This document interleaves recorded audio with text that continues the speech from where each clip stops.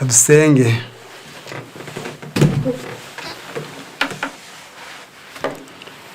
Data wa twese uri mu ijuru, tugutambiye igitambo cy'ishimwe kubw'imbabazi zawe n'ubuntu bwawe n'urukundo rukomeye byakomeje kubana natwe, akaba uduhaye uburame bungana butya, ukaduha andi mahirwe nk'aya.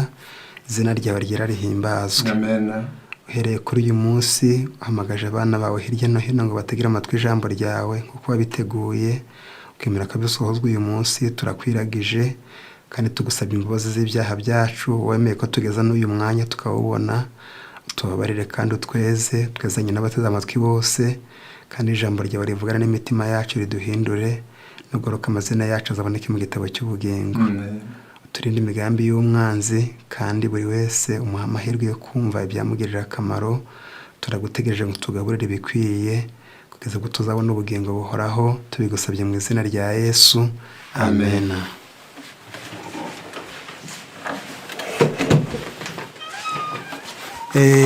Tubaramukije mu izina rya Yesu. Ngiye gufatanya namwe muri uyu mwanya. Amazina nitwa Munyagisenyi Ngango. Dushimiye Imana cyane amahirwe tugize uyu munsi kongera kwiga ijambo ry'Imana. Akaba dukomeje gushima Imana. Reka rero dufatanyiriza hamwe amagambo yo kudufasha y'ubugingo Imana yaduteguriye. Turiga ijambo ritubwira ngo kugaburira umutima ibiwugirira akamaro. Kugaburira umutima ibiwugirira akamaro. Nk'uko dusanzwe tubizi, haba mu bumenyi bw'iby'umwuka n'ubw'iby'umubiri busanzwe, burya umuntu arimo babiri. Hariho umuntu w'imbere n'umuntu w'inyuma. Hariho umuntu w'umubiri ugaragara, abantu bose bareba, ufite ishusho itandukanye n'iy'undi nk'uko Imana yagiye iturema, ku buryo umuntu mumenye ukwe n'undi ukwe. Uyu mubiri rero ugaragara, ingingo ziwugize, inyama n'amagufa, imitsi n'imihore, biragaburirwa kugira ngo bibeho, bihabwa ibyo kurya byabyo bibitunga. Niyo mpamvu n'umuntu w'imbere ari we ntekerezo, ibyo twita umutima, nawe akeneye ibyo aragaburirwa. Kandi birazwi yuko umuntu yagaburirwa neza cyangwa nabi. Rero turaganira ijambo ritubwira kugaburira umutima ibiwugirira akamaro cyangwa se iby'ingirakamaro. Umutima, umubiri usanzwe utungwa n'ibyo kurya n'ibyo kunywa, ariko uw'imbere atungwa n'ibyo yumva n'ibyo yigishwa. Niyo mpamvu nk'uko mu buzima busanzwe umuntu ashobora kurya ibigira akamaro, akamererwa neza, akaba mwiza, akabyibuha, agira umubiri mwiza, n'uw'imbere nawe ari wo mutima ashobora kugaburirwa neza cyangwa nabi, kandi nawe ashobora kugira umubyibuho mwiza, akaba mwiza, cyangwa se akagaburirwa nabi, akagira uburwayi, akangirika, akazononekara, agapfa. Ikibabaje no ko hari igihe umuntu w'imbere apfa, uw'inyuma akigaragara ko ari muzima, ariko ntacyo akimaze. Iyo uw'imbere adahari, uw'inyuma nta mumaro aba ashobora kugira mu buzima bwa buri munsi. Umugambi w'icyigisho cyacu rero, turarebera hamwe ibyo tugomba kugaburira umutima bikawugirira akamaro. Turarebera hamwe n'ibishobora kuwangiza ukononekara, ndetse naho cyane turi bwerekeze. Turaganira iryo jambo ritubwira kugaburira umutima iby'ingirakamaro mu gitabo cya Yeremiya 15:16. Hatubwira ijambo rivuga riti, Yeremiya 15:16 haragira hati, amagambo yawe amaze kuboneka ndayarya, maze ambera umunezero n'ibyishimo byo mu mutima wanjye, kuko nitirirwa izina ry'Uwiteka Mana Nyir'ingabo. Amagambo yawe amaze kuboneka ndayarya. Uyu ni umugaragu w'Imana wari uvuze amagambo akomeye cyane. Maze ambera umunezero n'ibyishimo byo mu mutima wanjye, kuko nitiriwe izina ry'Uwiteka Mana Nyir'ingabo. Yeremiya avuze ko yahishuriwe amagambo y'Imana atarasanzwe azi, atarasanzwe afite, yaje kuyabona. Kuko umuntu abona ibyo kurya atarazi iby'ingirakamaro akabyibandaho, niko yaje kumenya ko ijambo ry'Imana n'ibyo kurya by'umutima, maze ngo ayo magambo arayarya, amubera umunezero n'ibyishimo. Ariko icyamunejeje kuruta ibindi ni uko amagambo y'Imana yariye yatumye yitirirwa izina ry'Uwiteka Imana Nyir'ingabo. Hari amazina ku isi abantu bishimira kwitirirwa, ariko nta zina ringana n'ry'Uwiteka Imana. Mu gitabo cya Ezekiyeli igice cyaho cya 3:2, Ezekiyeli 3:2, hatubwira aya magambo nayo dusoma Ezekiyeli igice cya 3 umurongo wa 2 haragira hati mbere ku murongo wa mbere maze arambwira ati mwana w'umuntu icyo ubonye ukirye urya uwo muzingo maze ugende ubwire inzu y'Isirayeli nuko mbumbura akanwa angaburira uwo muzingo. Arambwira ati mwana w'umuntu haze nda yawe n'amara yawe yuzuze nk'uyu muzingo nguhaye nuko mpera ko ndawurya mu kanwa undyohera nk'ubuki. Ndetse igitabo cy'ibyahishuwe igice cya 10 umurongo wa 2 haratubwira amagambo asa n'aya nayo haravuga hati reka mpere ku murongo wa 2 mpere ku murongo wa 1 mbona marayika wundi ukomeye amanuka ava mu ijuru yambaye igicu mukororombye uri ku mutwe we maso hasa n'izuba ibirenge bye bisa n'inkingi z'umuriro mu ntoke ze yari afite agatabo kabumbutse nuko ashyira ikirenge cye cy'iburyo ku nyanja n'icy'ibumoso ku butaka. Arambwira ati avuga ijwi rirenga ati ntihazabaho ikigukundi. Umurongo wa 9 nuko nsanga marayika ndamubwira nti ntako gatabo. Aransubiza ati enda ugaconshomere karagusharira mu nda ariko mu kanwa kawe karakuryohera nk'ubuki. Nuko nenda ko gatabo gakora mu ntoke za marayika ndagaconshomera mu kanwa kanje kandyohera nk'ubuki ariko maze kukarya mu nda yanjye harasharirirwa. Aya masomo tumaze gusoma gere ko 3 aragaragaza kurya. Bibiliya mu gitabo cya Yeremiya hatubwiye ko ari ukurya amagambo y'Imana. Yeremiya yarasobanuye neza ariko abandi bavuze mu marenga bavuze yuko umuhanuzi yabonye bafashe umuzingo impapuro igitabo maze bakakirya. Yaba Ezekiyeli yarakiriye yaba na Yohana yarakiriye bombi kandi bararyohewe nk'ubuki kiraryoshye ariko higeze mu nda kirasharira. Ibi byerekana yuko ijambo ry'Imana riraryoha iyo umuntu aririye nibyo kurya biryohera umutima nibyo kurya biryohera ibitekerezo nibyo kurya biryohera ubugingo bifite akamaro bifite ibigira akamaro cyane ariko ririya jambo rivuga gusharira bigeze mu nda byerekana ibigeragezo umuntu ashobora guterwa n'ijambo ry'Imana biterwa no kuba umukristo shobora guterwa no kuba umuntu mwiza shobora guterwa no kuba umukiranutsi habamwe bigeragezo bishobora gutera ubusharire ariko umutima abari muzima kandi umerewe neza. Niyo mpamvu abantu bose bararikirwa gukunda ijambo ry'Imana bakamenya yuko umutima mu bintu byagenzuwe mu buzima byagenzuwe n'abanyabwenge bafite ubwenge bukomeye cyane biringiwe bafitiwe icyizere nuko umutima w'umuntu uba mwiza uba muzima ari uko uriye amagambo y'Imana. Bana b'Imana ndabamenyesha yuko umutima ni wo umuntu udafite umutima muzima ntacyo abamariye abandi ntacyo uburanga bwamara ntacyo imbaraga nyinshi zamara ariko iyo umuntu afite umutima aba ari umuntu w'ingirakamaro. Nicyo gituma imitima myinshi y'abandi irononekaye ironze itaye ubutaraga bitewe nuko batarya ijambo ry'Imana. Mu gitabo dufite ahangaha uburyo dushobora kurya ijambo ry'Imana dushobora kurira ahantu hagera muri 3 iyo umuntu aryisomeye iyo ariganiriye n'abandi cyangwa se agiye mu materaniro ahantu 3 hose hari amahirwe yo kurya ijambo ry'Imana kandi ugashenzera n'inyota. Kubw'iyo mpamvu tugomba gushyiraho umwete cyane kugira ngo ubu butunzi bukomeye bw'umutima tubashe kubwakira. Muri cyo gitabo cyitwa guhamagara kwacu gukomeye hari amagambo atubwira kuri iyi ntambwe ya mbere y'uburyo umuntu wese agomba kurisoma rikagaburira umutima we. Page 204 guhamagara kwacu gukomeye guhishirwa amagambo yawe kuzana umucyo guhabaswa ubwenge. Ni igitabo cya Zaburi 119 murongo 130 119 murongo 130 hatubwira yuko amagambo y'Imana umuntu ahishuriwe n'uwarinjije arajijuka kandi umuntu akava mu mwijima. Njya numva mfitiye urubyiruko rwacu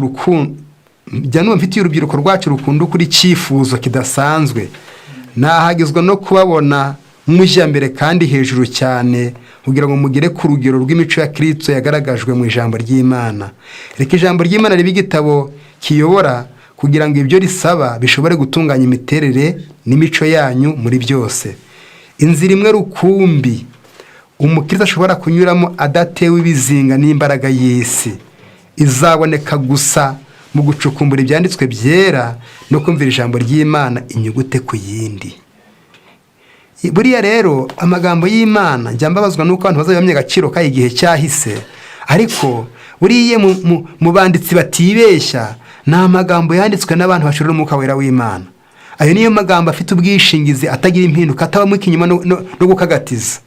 Inzira imwe rukumbi yonyine gusa umukiza ashobora kunyuramo adatawe ibizinga n'imbaraga y'isi. Iyi si irimo ibizinga, irimo ibizinga by'ibigezweho, irimo ibizinga by'inzangano, irimo ibizinga byo gukunda isi, irimo ibizinga by'ubuhemu, irimo ibizinga by'irari, irimo ibizinga by'ubusambanyi. Yemwe iyi si ku bantu bayicamo nawe urayisomera rwose, ndetse ndatekereza ko umuntu uri maso adafite ubujiji mu by'umwuka, umunsi umwe gusa anyuze mu isi hatabayeho gusenga ngo ngere yiyuhagira imbere y'Imana, umuntu aba yanduye. Umuntu arandura, uca mu isi musohotse uvuye mu rugo kagaruka wanduye rwose. Wayireba uyinyuzemo, wayirebera ku mbuga, wayirebera mu mwirigwanye, isi iranduza. Inzira imwe rukumbi gusa umuntu ashobora kunyuma adatewe ibizinga n'isi izaboneka gusa mu gucukumbura ibyanditswe byera no kumvira ijambo ry'Imana inyugute ku yindi. Bavuze cyane ku rubyiruko, kuko mu bitabo ngo bandura kurusha abakuru, kuko umuntu afite imbaraga z'ubuzima zingana zigifite kumva zose, ni ku isi mwana kuruta ugenda kuri imbaraga zitakara.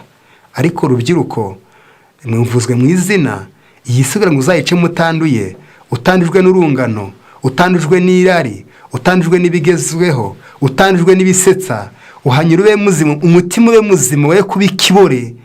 Inzira imwe rukumbi gusa ni ugucukumbura ijambo ry'Imana no kuryumvira inyugute ku yindi. Bitari ibyo hazaba amahumana atarigeze abaho, kandi tutangiye kuyabona muri iki gihe. Satani akina umukino wo kunyaga buri mutima ubugingo, ariko nta n'umwe ukwiye kuneshwa n'ibitekerezo bye bishukana. Abategera amatwi ubucakura bwe bazayobywa n'inama ze. Ariko niba ukuri kw'Imana gutunganya imibereho kugomba gutsindagirwa mu mutima, ukuri kuzarema ubwiza mu mutima, kuzagaragara mu mico, ariko uyu musaruro uzagerwaho ari uko abantu bimenyereje ukuri kandi bakagukundwakaza. Rero gutsindagira, njya mbona muri ibi bihe abana bariga ukabona biteye ikibazo. Ndeba nk'abana batoya ukabona umwana mu myaka 9 bamugyusa saa 11 naje kwiga coaching, saa 10 batashye ngo subirayo, yagira mu rugo fata amakayi ugasanga kana kanuye amaso, kandi ari gatoya ari gutsindagira. Ariko mu ijambo ry'Imana ryo ringana ritatsindagirwamo, ni ryaro ufata igitabo ugasoma, ugakurikirana Bibiliya, ugafata umwanya hagutwara ingamira kugeza ubwo bibagirwa ibindi. Njya nshimishwa n'umusore waje kuba umugorozi mu bihe byatubanjije witwa Ruteri, ngo yasomye Bibiliya aracukumbura iramuryohera ku buryo yibaga amasaha yo kurya no kuryama akayagurana gusoma ijambo ry'Imana. Yatawe n'umusaza umwe wari ukuze mu butumwa avuga ati ntugende utyo uzapfa, ugira ibihe byo kuryama no kurya, naho niba hari kurya amaraso azagushiramo maze ubura imbaraga. Ariko yari yaryohewe n'ijambo ry'Imana, nyamara nubwo yakewe n'uwo musaza, ariko byamugiriye akamaro. Yasize amateka azwi n'abiga bose yuko yabaye intware mu kurengera ukuri kw'ijambo ry'Imana mu bihe by'umwijima bikomeye, kandi byamurinze ibyaha yanyuze mu isi. Asoza apfuye, niwe muntu wapfuye batamwishe mu bagorozi, ariko yapfuye ari umukiranutsi. Nta kindi cyamurinze nuko yacukumbuye ijambo ry'Imana. Dufite igishobo giteye ubwoba kibi cyemeza abasore yuko usomye ijambo ry'Imana utagira ubwenge bwinshi, ahubwo ituma ubwenge ari bukeya no kudasoma ijambo ry'Imana. Ntabwo ijambo ry'Imana rigabanya ubwenge busanzwe, ahubwo rifite akamaro gakomeye cyane. Ariko niba ukuri kw'Imana gutunganya imibereho kugomba gusengerwa mu mutima, ukuri kuzarema ubwiza mu mutima buzagaragara mu mico. Ariko uyu musaruro uzagerwaho ari uko abantu bimenyereje ukuri kandi bagakundwakaza. Bibiliya igomba kubera urugero mupimirwaho. Amagambo y'ubugingo yavuzwe na Yehova akwiye kubera umuyobozi. Mugomba gucukura mugashaka ukuri nk'abashaka ubutunzi bwahishwe. Mukwiye gushaka aho ubwo butunzi buri, kandi mugomba guhinga uwo murima ntahasigaye kugira ngo mubone ayo mabuye y'agaciro.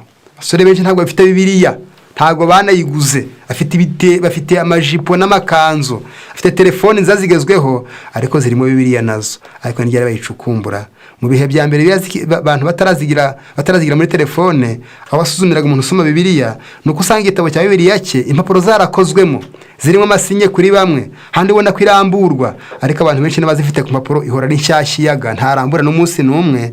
Nicyo gituma bakwiye gufata umwanya bagacukumbura ijambo ry'Imana, ngo bakarigenzura, bagahinga uwo murima, bakavanamo amabuye y'igiciro.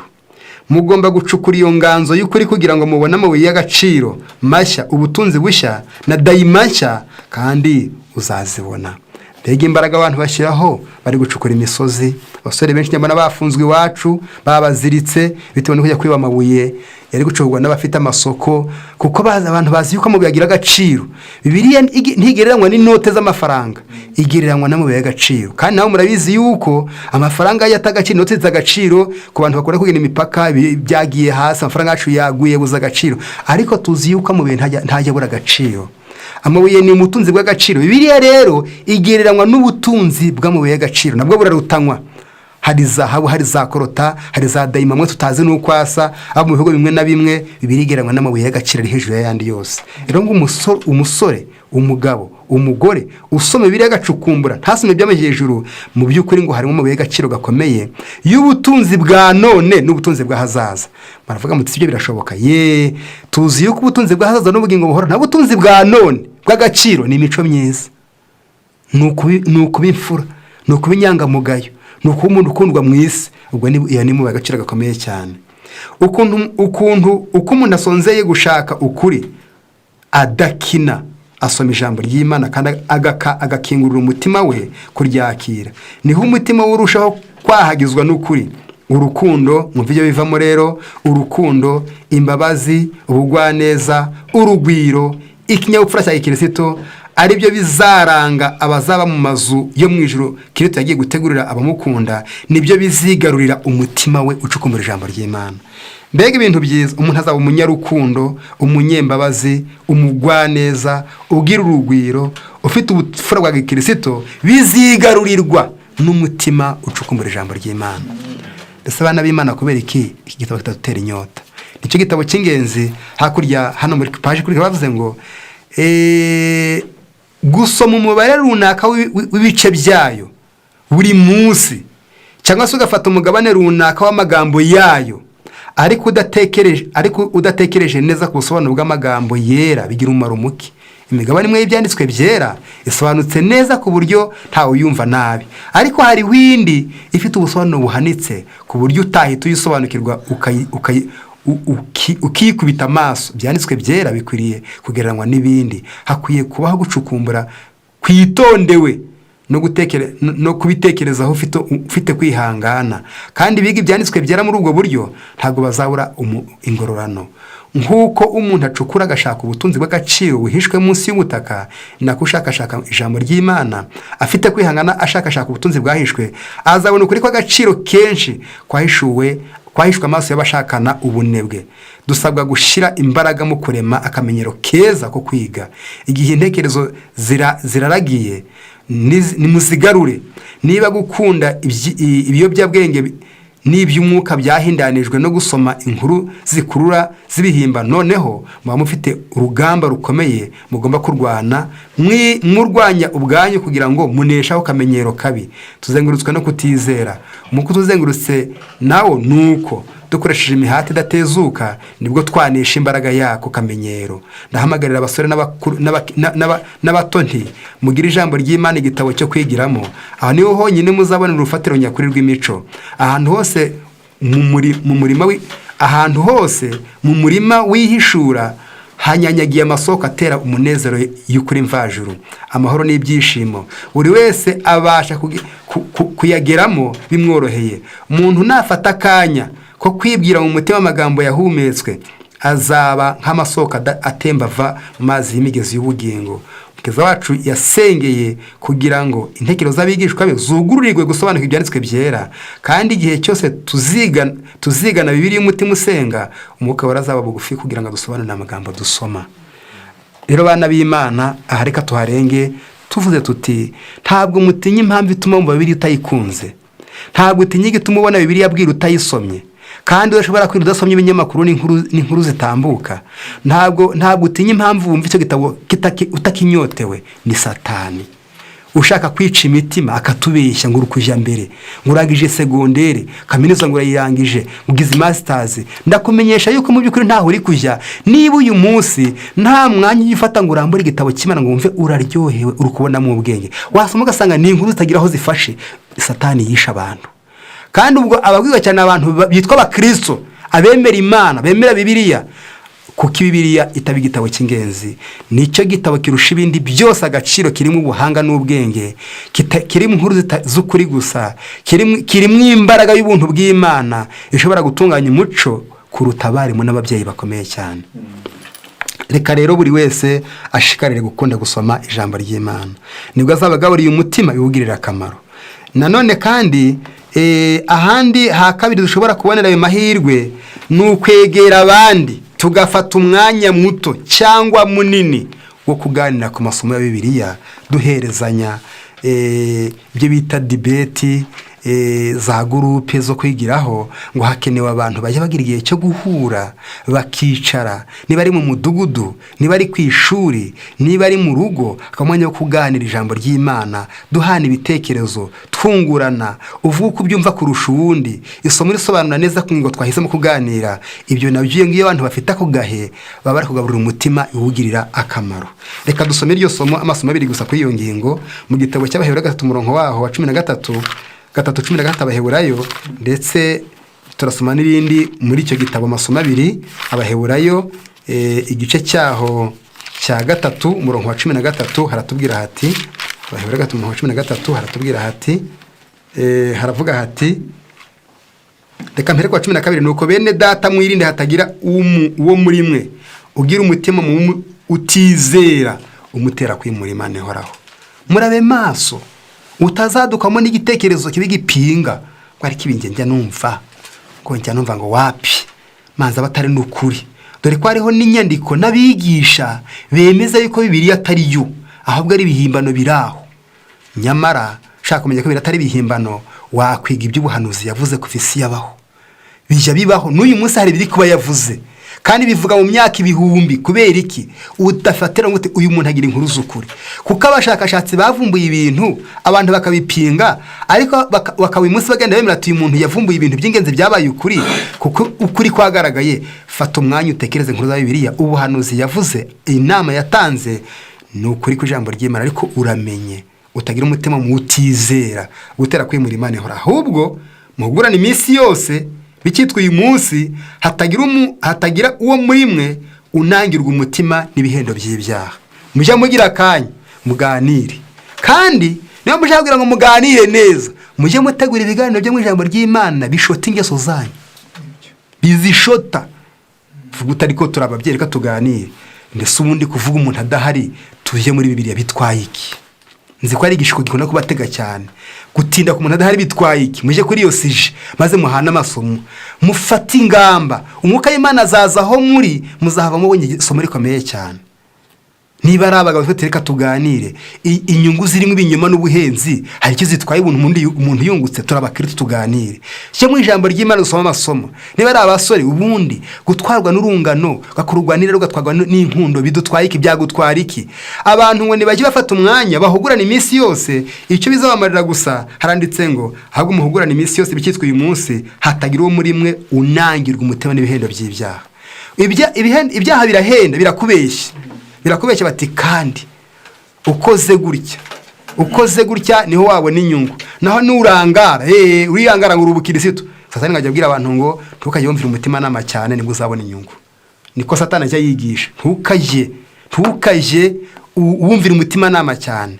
Gutwarwa ku rubyiruko, gutwarwa ko bakuru n'ibyabo, gutwarwa kw'abagabo n'abagore, ngo tuye tugera igihe ngo niduhugurana mu ijambo ry'Imana, ngo ntabwo tuzanangirwa umutima n'ibihendo by'ibyaha. Bizajya bijya gushfuta hari nk'ibihombo n'ikinyoma, ariko ntihataho ibyo biganiro tuzahomba. Rero igihe umuntu umuhantu twakirira umutsima utunga umutima, kandi tukaba tugabuye umutima ugirira akamaro. Ubwa mbere ni ugufata igihe cyo gusoma ijambo ry'Imana. Ubwa kabiri ni ukujya dukunda ibiganiro byo guhana amagambo, guhugurana, mu masomo ya Bibiliya. Aha gatatu, umutima wacu ugaburirwa ijambo ry'Imana kandi naho akadufasha, ni amateraniro.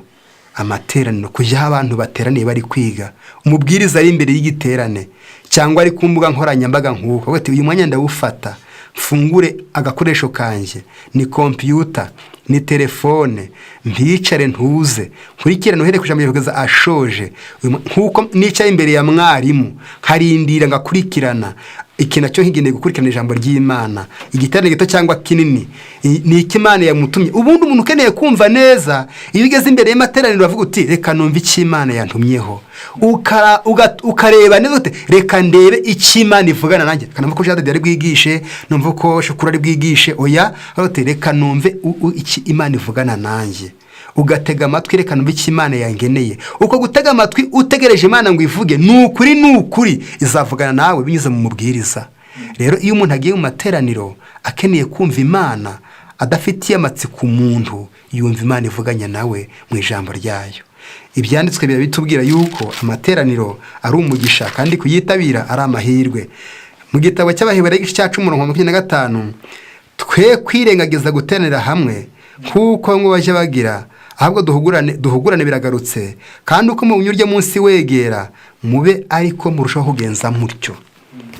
Igihe niba imperuka iri kutwegera, dukunda amateraniro, dukunde za gurupe zo guhugurana, ariko tubikore kurusha mbere.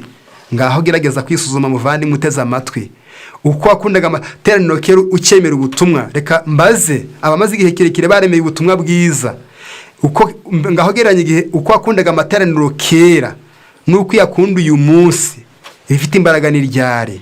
None se imperuka yigiye kure? Aha hari ibanga ryo gutekereza. Niba uyu munsi amateraniro wagendaga kuyajyamo ugiye amasaha 2, akaba naho isaha imwe utahagenda ngo ntiwabonye tike, hari ikibazo gikomeye. Ibyo mivugiye ko imihanda yamaze kuboneka, ingendo zarorohejwe, ariko umuntu yabuze ubundi ahantu ha 500 kuri ubu mu Rwanda henshi, mu bice bimwe na bimwe naho wagenda isaha n'igice, ahandi hariho na 300. Ariko izo ngendo ntoya cyane abantu bazibuzwa kuzijyamo nuko batabonye uburyo bagenda batavunitse kubera inyota nk'iy'amateraniro.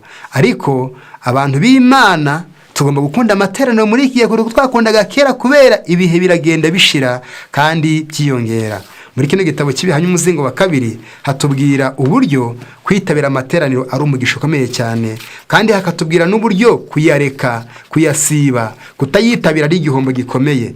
Haranditse ngo 435 umuzingo wa 2 ubihamya, nimureka abantu bose babishoboye bajye mu materaniro ya buri mwaka. Bose bakwiye kwiyumvamo ko Imana ibibasaba, niba badashaka uburyo baboneka ngo bahabwe amahirwe yabategurira kugira ngo bakomerere muri yo. Ubwo niba batajya mu materaniro no mu mbaraga z'ubuntu bwayo, bazarushaho gukomeza kuba abanyantege nke, kandi icyifuzo cyabo cyo kwegurira Imana byose kirusheho kugenda kigabanuka.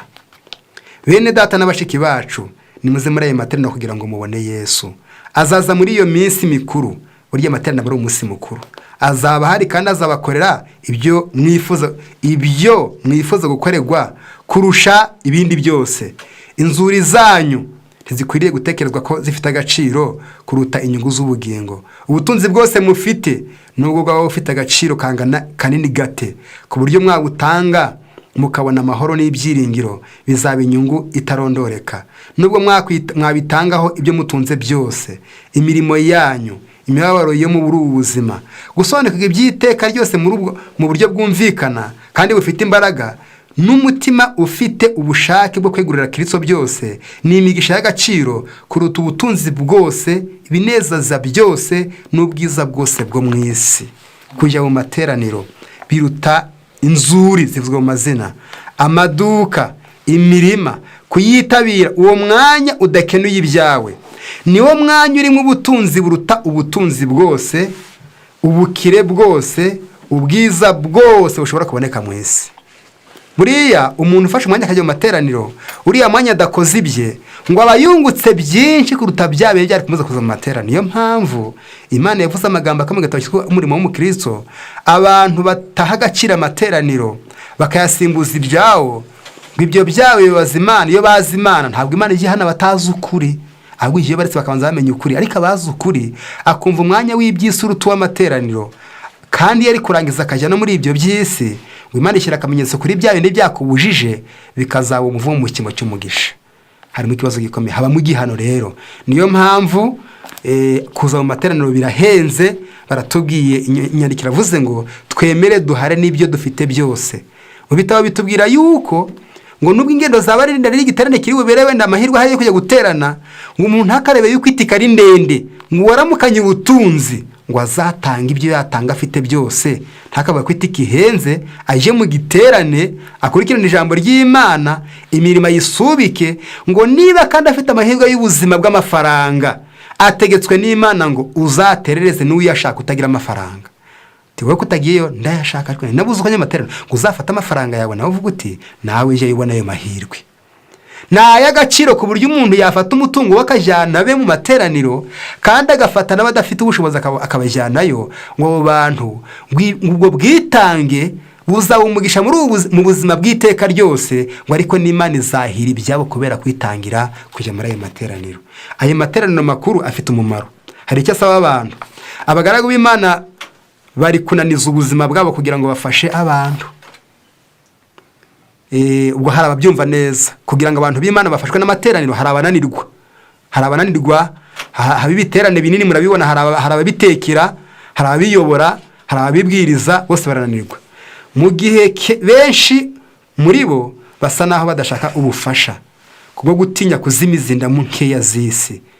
Bamwe barareka ayo mahirwe y'igiciro akaza kandi akagera nk'uko nk'ahafite umumaro muke. Bana b'Imana, mwagize umugisha wo gutega amatwi uyu munsi, koko mu by'ukuri noneho n'amateraniro ugiye gukurikirana uri mu buriri bwawe, uri muri saro yawe, ari busoze ukajya ku ishuri, ukajya guteka ibiryo ukarya, ukajya mu murima, nabwo uvuga uti ujugunye hariya. Hari n'abazabazwa amamega n'umuriro wa telefone n'uw'amamashini, kuko benshi barafungura ntibayakurikirane, akajugunya nk'iriya, akigendera akajya mu byeyi, akaza gukupa ngo bashoje. Ariko ibyo bintu ni icyaha ku Mana, ni icyaha inshuro ebyiri. Ese urabeshya nde? Urabeshya umutima wawe gusa, nta wundi ubeshya. Niyo mpamvu abantu bose, hari abantu bajya babona ko uwo muruho wo gutegura amateraniro ntacyo twaye, maze ngo bakareka ibyo bigatambuka nk'aho bifite umumaro muke. Nimureka bavuga ko bizera ukuri bose, bubaha amahirwe yose Imana yabahaye, kugira ngo basobanukirwe neza ukuri kwayo, ibyibasaba, ndetse no kwitegura kugaruka kwa Kristo. Kwiringira Imana kuri nk'umutuzo, kunezerwa, ndetse no kumvira Imana kuri nk'umutuzo, kunezerwa, ndetse no kumvira niko ishaka. Abantu bakwiriye gufata igihe bagatanga umwanya, bagategera amatwi ijambo ry'Imana, kugira ngo amateraniro ajye asoza ufite umugisha. Dufite abantu badasa. Hari abantu bari aho bajya bakurikira amateraniro nk'aya ngaya, yaba yagize impamvu ituma ikoranabuhanga rye rigira ikibazo, nta kwikirana, ukabona mu by'ukuri ko yahombye, ku buryo abihiga akazongera akabikurikirana nyuma, kubera dusanga ko bibikwa, akazongera akicara akabyumva. Cyangwa hari n'amatsinda ajya aho tuyatumenya ngo bateranye ngo bakurikirane icyisho cyabacitse, mbega abanyamahirwe, naho ndi we bimucika bitanapfuye akabireka, ngo ayo mahirwe akabacaho. Ako niko hari n'abajya mu materaniro manini, igihe amahirwe ahari, ugasanga bataye ingo zabo, bajya mu materaniro, ko birirwa bicanye mu materaniro, bari kuganira, babungabunga, bazerera, ngo ntibite ku munaniro watanzwe ngo amateraniro abeho, ngo bihe bigatambuka nkaho nta kamaro bibafitiye. Aho bazabona akaga n'ingorane zikomeye. Dukwiye gukunda amateraniro, arimo umugisha ukomeye cyane kuri twe ndetse no ku bacu. Noneho tuvuge ku cyo tuza kuba icyanyuma, ni ibiwangiriza. Iyo umuntu atagaburiye umutima ibyiza, ugaburira ibibi, nawe ntujye ubera aho utariye. Iyo utawugaburiye ibyiza, ugaburira ibibi, byo ntibishoboka, ntaho uhungira. Niba udafata umwanya ngo wigaburire ijambo ry'Imana binyuriye mu kurisoma, uje muri gurupe ziganira ijambo ry'Imana, ujye imbere y'amateraniro ukurikire abigisha, niba ibyo utabikora ufite ibindi urya, ntawe ubaho atarya. Burya ubona umuntu abyibushye aba yanariye, ariko ntabwo abantu barya bimwe. Niyo mpamvu n'abatarya ijambo ry'Imana, babandi batagira icyo kuvuga muri Bibiliya, badasoma na rimwe, batajya aho baganira, badafite inyota, babikora by'umugenzo, badakabakabwa n'iby'Imana, ariko nawe umutima wawe urarya. Urya iki? Reka dusome amagambo ari muri kino gitabo n'ubundi mwumve ingorane zikomeye zihari. 275 kino gitabo cyitwa guhamagara kwacu gukomeye. 275 hatubwira ko iyo umutima utagaburira ijambo ry'Imana hari ibindi byo kurya byeze biri ku isoko, ariko bimaze abantu mu rwego tudashobora kwiyumvira keretse umwuka w'Imana nadufasha. Naho niyo atadufasha turabyumva nk'uko, ariko agufashije ni kirimbuzi, ni ibiryo biroze.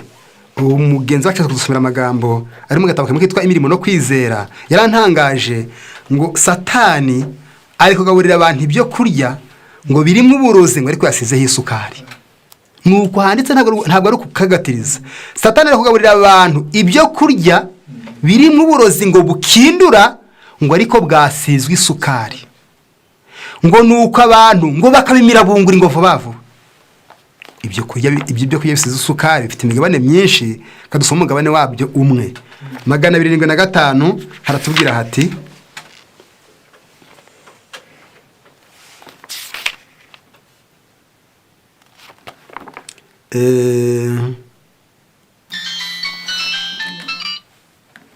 magana abiri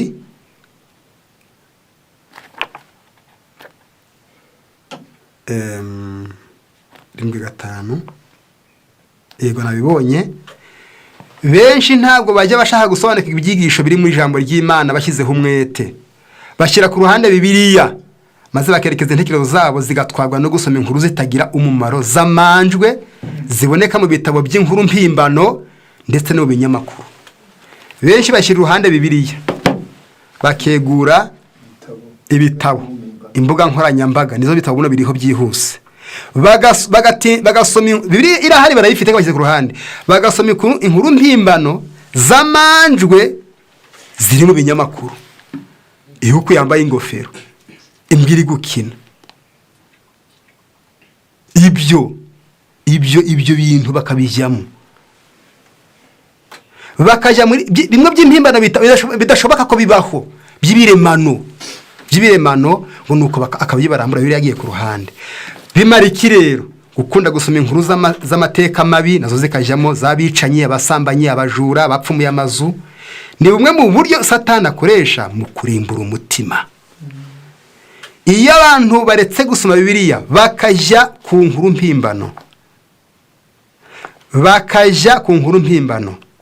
bakazivaho bakajya ku zindi nkuru mbi, bimwe abato babona umukuru yaza bagafunga bagahisha kuko bitese no kubireba, bimwe bitangana n'imyaka yabo yo kwiyonona gusa.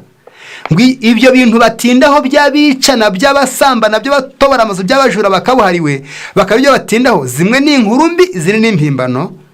Iyo babigaburira intekerezo bikabatwara kugeza usanga yanezerewe yatwawe, icyo bisiga bikoze ni ukumwica umutima agasigarana igihagararo.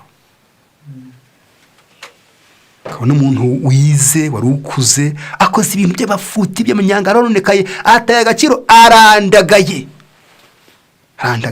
Shoboka bite ko umuntu yandagara agata agaciro akaba ruhwitu asigara arahareba kandi afite ubwenge akuze? Ati uyu narinzi ngo ari nk'umuntu wahe, umutima wararimbutse. Niki cyawurimbuye? Ni inkuru mpimbano, ni inkuru mbi, n'ibintu bibi.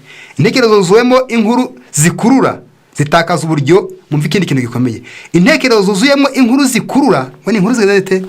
Buri hari Satani ajya akora yabona iby'inkinamico n'ibiki. Satani ni umuhanga, nta nkuru ikirangira muri byo. Ugiteza amatwi ngo naho ubutaha atayiwewe, ugibitaza ngo biragera ngo naho ubutaha ngo tuzacumbura ubutaha, ahora kumanitse umanamye gusa. Niko njye kuri YouTube bakoranya akazi kanje kwicwa kuri YouTube ya nkuru yacitse, bizahora ari ubutaha mpaka umutima uhirimye. Intekerezo zuzuye inkuru zikurura, zikorana ndi gusobanura, zitakaza uburyohe bwo gusoma ibigira umumaro. Nzingero nyinshi ziteye agahinda, zingaruka mbi z'iyo migirire. Uko bagiye barushaho kugaburira ubwenge bwabo bene ayo mafunguro, niko barushijeho kuyifuza. Inyota nishirira yongera. ibitekerezo byahoraga byumva bifite inyota y'icyo gikangura bimenyereje nk'uko umusinzi yumva ari inzoga cyangwa itabi.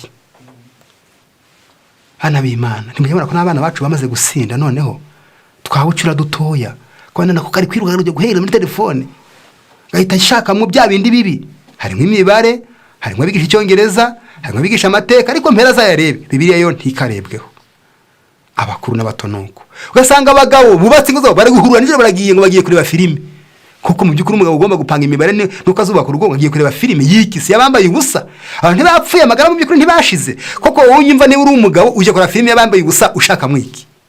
Ubushaka mukuretse gusinda ngo iki kiyobyabwenge cyo kujya kureba inkuru zikurura amaso zibibi ngo gifite imbaraga yica umutima no gutera inyota nk'uwabaswe n'inzoga n'itabi. Inyota cyangwa itabi, ubushobozi bwabo bw'ubwenge n'intekerezo bwaracogoye kandi burahindana. Niho usanga umusaza w'imvi yicaranye n'abakobwa kaba uwa gatatu ari kugakinisha ngo ariko iri mwiza sha, cyangwa ngira isora n'ingiye wahubwo ni mu mutwana ngiye w'umwara ngo ariko shanga uri mwiza shanga ufite amatayisha. Wareba maso h'uwo mukobwa nubwo urugabo rwicaye aho yarasinze nta kenge. Abana baragenda ku isari bipampara mu by'ukuri kuko bishwe, umutima warapfuye wishwe n'ibyo abantu bareba bagaburira imitima yabo. Ariko ubwo harakomeje ngo uko abantu baba buri wese muri twe hakurya bazimije inyota yabo yo kwifuza gusoma ibyanditswe byera no gusengera zimira, maze baronekara mu bwenge no mu by'umwuka, baba nk'umunywi w'inzoga cyangwa itabi. Bakunda gusoma ibitabo birimo inkuru z'inkundo n'iz'abasinzi mu bwenge, kandi bagomba kurahirira ko batandukanye nabyo burundu, kuko babaswe no kutirinda ku bundi buryo babigenza. Ijambo ry'Imana riravuze ngo niba utashaka gupfa ugomba kwatura ko wihanye uyu munsi. Wabivuga wabyandika kutandukanye n'icyo kiyobyabwenge. Wundi ubona kugezeho habi ubwo uje no mu giterane mu rusengero uri wicaye ukareka gukwira umwigisha ukareba kuri YouTube ukajya muri izo nkuru ugatangira gusekana n'ibyo urimo. Ubuse siko bimeze. Umuntu asinda agasendera naho yagiye mu giterane mu by'ukuri ibyo umuntu akaba ari kurambura kumva arambiwe kwihongera akareba ngo byakamuye inyota yo kwimva ijambo ry'Imana irashira, ahinduka umunywi w'inzoga n'umusinzi w'itabi. None byaramwangije, none kwangirika kwawe bisigaye birebwa n'abandi wowe utabizi. Imbaraga Imana yahaye ubwoko bwayo ibitabo byiza bakwiriye gusoma. Reka ijambo ry'Imana ribone umwanya muri buri cyumba cyose cyo mu nzu yawe. Mu mutima niho bavuga mugumane Bibiliya umutsima w'ubugingo imbere yanyu, nimuhitiremo abagize umuryango ibyo basoma bibakungahaza. Gusoma ijambo ry'Imana ntabwo byijimisha intekerezo, kandi ntabwo bikangurira ryo gusoma ibitabo by'inkuru mpimbano, ahubwo byoroshya umutima, bikawutera gutuza, bigakuza urukundo kandi bikarweza. Bikuza urukundo kandi bikarweza, rukaba ari rwiza gusa rutagira ikibi. Nasoma igitabo cyitwa Intekerezo n'Imico n'Ubumuntu, kiriya cyane baravuga ngo mu kivuga urukundo, baravuga ngo urukundo rufite ibintu bidaturana narwo. Urukundo ruva ku Mana. Rw'icyambere ntiruturana n'irari, kwihorera ngo kandi ngo urukundo rurinda ibikomere. Ariko aho nkeneye nahavuze ngo ntabwo ruturana n'irari. Kubera iki? Nuko muri iyi minsi izi nkundo ziriho zireba zita urukundo sirwo, ahubwo iyo umuntu asoma ijambo ry'Imana agira urukundo rwera rutunganye kandi akagira umutuzo, kandi urukundo rwe rugakura. Ni amahirwe y'abasore kuvuga bati Imana yampaye kureba no kumva kugira ngo nyiheshe icyubahiro.